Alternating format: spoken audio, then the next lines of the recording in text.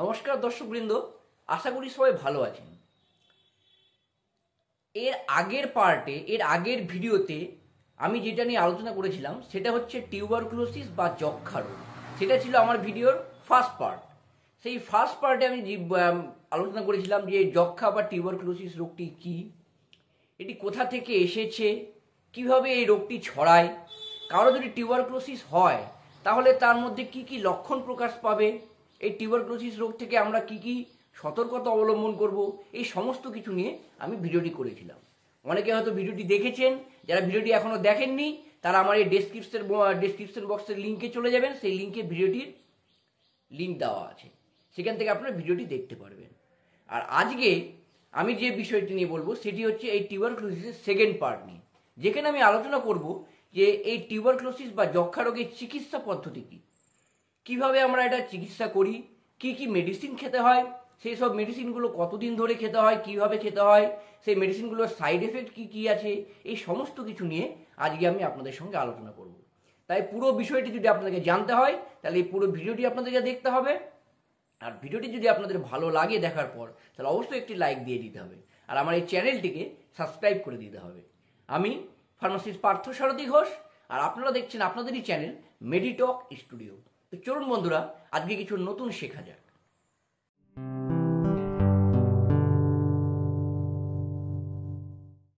বন্ধুরা, এর আগের পার্টে আমি আপনাদেরকে বলেছিলাম যে টিউবারকুলোসিস রোগটি কতদিন আগে এসেছে। অ্যাকচুয়ালি এই যক্ষ্মা বা টিউবারকুলোসিস রোগটি বহু প্রাচীন একটি রোগ। এটি বহু হাজার বছর ধরে কিন্তু আমাদের এই পৃথিবীতে ছড়িয়ে রয়েছে।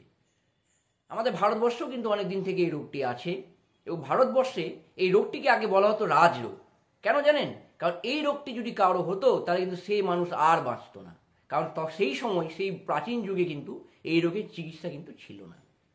এখনও অনেক মানুষ কিন্তু এই রোগে মারা যায়। এই টিউবারকুলোসিস বা যক্ষ্মা রোগের মর্টালিটি রেট অনেক বেশি, অ্যাকচুয়ালি কোভিডের থেকেও বেশি। কিন্তু এখন আমাদের মধ্যে মডার্ন টেকনোলজি এসছে, সায়েন্স অনেক উন্নত হয়েছে, এবং এই টিউবারকুলোসিসের কিন্তু চিকিৎসা এখন আমাদের ওষুধ বেরিয়েছে। আর এই ওষুধ যদি আমরা খাই তাহলে কিন্তু একজন টিউবারকুলোসিস যার মধ্যে হয়েছে সে কিন্তু একদম সম্পূর্ণ সুস্থ হয়ে যাবেন। অনেক দিন আগে এই ওষুধ কিন্তু বাজারের দোকানে কিনতে পাওয়া যেত এবং তার দাম কিন্তু প্রচুর ছিল। তারপরে কেন্দ্রীয় সরকার এবং রাজ্য সরকারের কোলাবোরেশনে সেই ওষুধ এখন কিন্তু আমাদের প্রতিটা গ্রামীণ হসপিটাল থেকে শুরু করে প্রতিটা যে সরকারি হসপিটাল আছে সেই সরকারি হসপিটালে কিন্তু এই টিউবারকুলোসিস রোগের ওষুধ পাওয়া যায়, এবং সেটি কিন্তু বিনামূল্যে পাওয়া যায়। আর এই ওষুধ খেয়েই কিন্তু মানুষরা সম্পূর্ণ সুস্থ হয়ে যাবেন। তাহলে চলুন এবার জানা যাক যে এই রোগের চিকিৎসা পদ্ধতি কী। একজন ব্যক্তির যদি যক্ষ্মা রোগ হয়, ধরুন তার পালমোনারি টিবি হয়েছে। প্রথমে আমি বলেছিলাম এর আগের পার্টে যে টিবি দুই প্রকার, এক্সট্রা পালমোনারি আর পালমোনারি। লাংসে যদি টিবি হয় তাকে বলা হয় পালমোনারি টিবি। তো কারো যদি পালমোনারি টিবি হয় তাহলে সেই মানুষটিকে মাত্র ছ মাসের একটি কোর্স কমপ্লিট করতে হয় ওষুধের। এই 6 মাস যদি তিনি ভালো করে মেডিসিন খান তাহলে তার যক্ষ্মা রোগ বা টিউবারকুলোসিস রোগ সম্পূর্ণরূপে কিন্তু নিরাময় হয়ে যাবে। তো এই ক্ষেত্রে যাদের পালমোনারি টিবি হয়েছে তাদের দুরকম মেডিসিন দেওয়া হয়। প্রথম 2 মাস তাদেরকে দেওয়া হয় 4FDC। এই 4FDC একটি কম্বিনেশন মেডিসিন। প্রথম 2 মাস এই 4FDC দেওয়া হয় এবং লাস্টের 4 মাস 3FDC দেওয়া হয়। তো চলুন এবার জেনে নেওয়া যাক যে এই 4FDCর মধ্যে কি কি মেডিসিন থাকে। এই 4FDCর মধ্যে 4 রকম মেডিসিন থাকে। মেডিসিনগুলো হচ্ছে 1 নম্বর রিফাম্পিসিন, 2 নম্বর আইসোনিয়াজাইড, 3 নম্বর পাইরাজিনামাইড এবং 4 নম্বর ইথামবিউটল। এই 4 রকম মেডিসিন একসঙ্গে কম্বিনেশনে 4FDC মেডিসিনটা তৈরি হয়েছে, এবং এটি আমাদের প্রথম 2 মাস কিন্তু এই 4FDC দিতে হয়। আর লাস্টের 3 মাস দিতে হয় 3FDC। এই 3FDCর মধ্যে কি থাকে? এই 3FDCর মধ্যে থাকে রিফাম্পিসিন, আইসোনিয়াজাইড অ্যান্ড ইথামবিউটল। এই 3FDCতে পাইরাজিনামাইডটা থাকে না। তো এই 2 রকম মেডিসিন আপনাদেরকে কিন্তু যাদের টিবি হয়েছে তাদেরকে খেতে হয়। এবং যখন দেখবেন আপনি ডাক্তারের কাছে গেলেন, ডাক্তারবাবু প্রথমে যখন আপনার টিবি ডায়াগনোসড হয়ে গেল তখন ডাক্তারবাবু কী করবে? প্রথমে আপনার ওজনটা করে নেবে। এই ওজন অনুযায়ী কিন্তু আপনাকে এই টিবির মেডিসিন খেতে হয়। একটা চার্ট আছে যে যাদের 20 থেকে 34 কিলো তাদের কটা করে ট্যাবলেট খেতে হবে, যাদের 34 থেকে 45 কিলো বা 50 কিলো তাদের একটা রেট আছে, 50 থেকে 60-এর মধ্যে একটা রেট আছে, এইরকম একটা রেট মানে রেট চার্ট আছে, মানে একটা চার্ট আছে, মানে ওয়েট চার্ট আছে, ওয়েট চার্ট আছে। তো এই ওয়েট চার্ট অনুযায়ী ডাক্তারবাবুরা কিন্তু লিখে থাকে যে সেই ব্যক্তিটি প্রতিদিন কটা করে মেডিসিন খাবেন। তো ধরুন কারো ডাক্তারবাবু বলেছেন কাউকে 3টে করে মেডিসিন খেতে, তো সেই ক্ষেত্রে সেই পেশেন্টটিকে কিন্তু 3টে করে মেডিসিন প্রতিদিন খেতে হবে একদম 6 মাস পর্যন্ত। প্রথম 2 মাস 4 FDC এবং লাস্টের 4 মাস 3 FDC। এই 6 মাস প্রতিদিন তাকে কিন্তু এই 3টে করে মেডিসিন খেয়ে যেতে হবে। আর এটা যদি তিনি কন্টিনিউ 6 মাস পর্যন্ত খান তাহলে কিন্তু তার যে যক্ষা বা টিবি রোগটি হয়েছে সেটি কিন্তু সম্পূর্ণরূপে নিরাময় হয়ে যাবে। এটি একমাত্র কিন্তু আমাদের টিউবারকুলোসিসের চিকিৎসা। এটা হচ্ছে পালমোনারি টিবির ক্ষেত্রে। আর এক্সট্রা পালমোনারি টিবির ক্ষেত্রে কি হয়, এক্সট্রা পালমোনারি টিবির ক্ষেত্রেও কিন্তু এই মেডিসিনগুলোই দেওয়া হয়, কিন্তু এই 3 FDCটা একটু বেশি দিন ধরে দেওয়া হয়। যাদের এক্সট্রা পালমোনারি টিবি হয়েছে, যেমন বোন TB, skin TB, gland TB, যেগুলো যা হয়েছে তাদের ক্ষেত্রে কি হয়, প্রথম 2 মাস 4 FDC দেওয়া হয় এবং লাস্টের 2 মাস 4 FDC খাওয়ার পর এই 3 FDC কি হয়, আমরা পালমোনারির ক্ষেত্রে যেরকম 4 মাস দিতাম, এখানে কিন্তু 4 মাসের জায়গায় আরও বেশি দেওয়া হয়, কাউকে 6 মাস, কাউকে 1 বছর মানে দেওয়া হয়। টোটাল এখানে 1 বছর বা 1.5 বছরের ট্রিটমেন্ট চলে এই যাদের এক্সট্রা পালমোনারি টিবি হয়েছে। এই 1.5 বছরের মতো 1 বছর 1.5 বছর ট্রিটমেন্ট করলে তারা যদি কন্টিনিউ ওষুধ খান তাহলে কিন্তু তাদেরও টিবি সম্পূর্ণরূপে নিরাময় হয়ে যাবে। তো এই হচ্ছে টিবির চিকিৎসা। আরেকটি কথা বলে রাখি যে টিবি 2 রকম, একটা হচ্ছে নর্মাল টিবি, আর একটা হচ্ছে কি MDR টিবি, মানে হচ্ছে multi drug resistant. MDR TB multi drug resistant TB. তো এই MDR টিবির ক্ষেত্রে কি হয়, পেশেন্টের মধ্যে ড্রাগ রেজিস্ট্যান্স তৈরি হয়। আমাদের যে টিবির ব্যাকটেরিয়াগুলো আছে সেগুলো ড্রাগ রেজিস্ট্যান্স হয়ে যায়। এখানে ড্রাগ রেজিস্ট্যান্স বলতে মেনলি 2 রকম ড্রাগকে বলা হয়। এই টিবির যে ওষুধ সেখানে কী কী থাকে প্রথমেই বললাম, রিফাম্পিসিন, আইসোনিয়াজাইড, ইথামবিউটল এবং পাইরাজিনামাইড। তো সেখানে দেখবেন যাদের MDR টিবি হয়েছে তাদের কিন্তু রিফাম্পিসিন এবং আইসোনিয়াজাইড এই দুটোতে ড্রাগ রেজিস্ট্যান্স তৈরি হয়। তাই জন্য এই MDR টিবির যদি কারো হয়ে থাকে তার চিকিৎসা পদ্ধতি কিন্তু সম্পূর্ণ আলাদা। তাদের ক্ষেত্রে এই ফার্স্ট লাইন ড্রাগগুলো কিন্তু ইউজ করলে হবে না, তাদের ক্ষেত্রে তখন আমরা সেকেন্ড লাইন ড্রাগগুলো ইউজ করি। তো সেক্ষেত্রে এইসব বিষয় নিয়ে আমি পরে আরেকটি আপনাদেরকে ভিডিও বানাবো, আপনারা দেখতে পারেন। সেই ভিডিওটা আমি পরে বানাবো MDR টিবি নিয়ে, তো সেটা আপনারা পরবর্তীকালে জানতে পেরে যাবেন। তো এই হচ্ছে টিবির চিকিৎসা।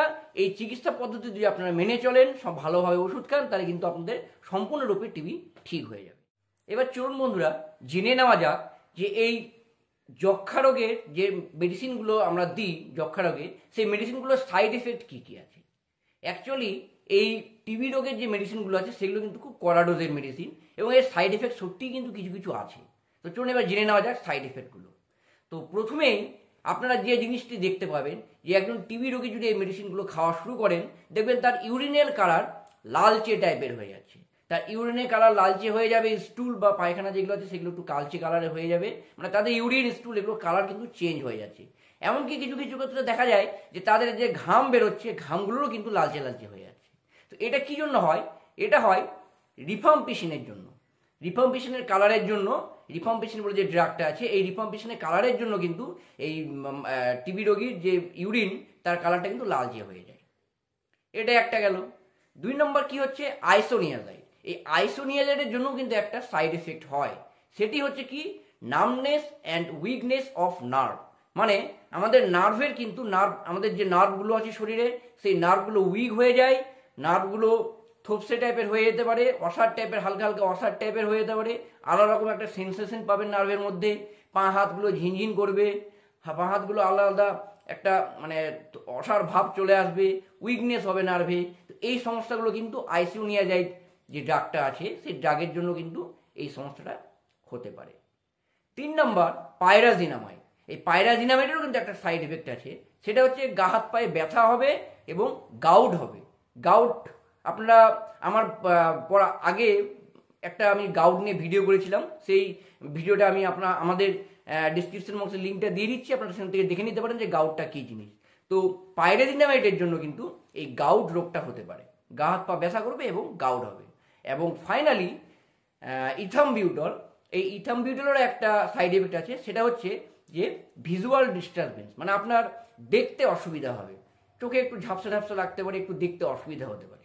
তো এটা হচ্ছে আমার ইথামবিউটলের জন্য হতে পারে। তো এই সমস্ত কিছু সাইড এফেক্টগুলো কিন্তু এই টিবির মেডিসিন খেলে হয়, তবে সবার ক্ষেত্রে কিন্তু এই সাইড এফেক্টগুলো হয় না, কারো কারো ক্ষেত্রে কিন্তু এই সাইড এফেক্টগুলো হয়। এবং এই সাইড এফেক্টগুলো যদি আপনার হয় তাহলে অবশ্যই আপনি আপনার ডাক্তারবাবুকে জানাবেন যে আমার এইরকম সমস্যাগুলো হচ্ছে, তাহলে ডাক্তারবাবুরা সেই অনুযায়ী আপনাদেরকে মেডিসিন কিন্তু অন্য এটার জন্য যা যা মেডিসিন থাকে সেগুলো প্রেসক্রাইব করে দেবেন। তবে এই সাইড এফেক্টগুলো প্রত্যেকের না হলেও প্রথম যে বললাম আমি, যে ইউরিনের কালার যে লালচে হয়ে যায়, সেটা কিন্তু সবারই হয়ে থাকে। এবং এটা ভয় পাওয়ার কিছু নেই, এটা অ্যাকচুয়ালি কোনো সাইড এফেক্ট নয়, এটা এই টিবির মেডিসিনের রিভাম্পিশনের কালারের জন্য কিন্তু আমাদের এই ইউরিনের কালারটা লালচে হয়। তো এটা ভয়ের কোনো কারণ নেই, এটা যদি আপনাদের হয় সে আপনি ভাববেন যে এটা এই মেডিসিনের কালারের জন্যই হচ্ছে। তো এই হচ্ছে এই টিবির মেডিসিনগুলোর সাইড এফেক্ট। এই জন্যই দেখবেন যে ডাক্তারবাবুরা কি করেন, যারা টিবির মেডিসিন খান তাদেরকে কিন্তু ভিটামিন B6, যে মানে B6 বলে যে ভিটামিনটা আছে সেটা কিন্তু সাপ্লিমেন্টটা খাওয়ার জন্য বলেন। কারণ এই ভিটামিন B6 সাপ্লিমেন্ট যদি আমরা খাই তাহলে কিন্তু আমাদের নার্ভ স্ট্রং থাকে, আমাদের যে নার্ভের নার্ভনেস উইকনেস সেগুলো কিন্তু ঠিক হয়। তাই জন্য প্রত্যেকটা টিবি পেশেন্টকে যখন তিনি মেডিসিন খাবেন তাদেরকে অবশ্যই কিন্তু ভিটামিন B6 সাপ্লিমেন্ট অবশ্যই খাওয়া দরকার। তো বন্ধুরা, আজকে আপনারা জানলেন যে টিবি রোগের চিকিৎসা কীভাবে হয়, কি কি মেডিসিন খেতে হয়, কতদিন ধরে খেতে হয়, এই সমস্ত কিছু আমি আজকের এই ভিডিওতে বললাম। আশা করি আপনারা খুব ভালোভাবে বুঝতে পেরেছেন। এরপরেও যদি আপনাদের কোনো কোশ্চেন থাকে তাহলে অবশ্যই আমার এই কমেন্ট বক্সে কমেন্ট করবেন, আমি তার যথাসাধ্য উত্তর দেওয়ার চেষ্টা করব। আর আরেকটি কথা বলে রাখি, এটি আমি বললাম আমার সেকেন্ড পার্ট, এই ভিডিওটি হচ্ছে সেকেন্ড পার্ট। এরপরে আমি থার্ড পার্টও নিয়ে আসতে চলেছি।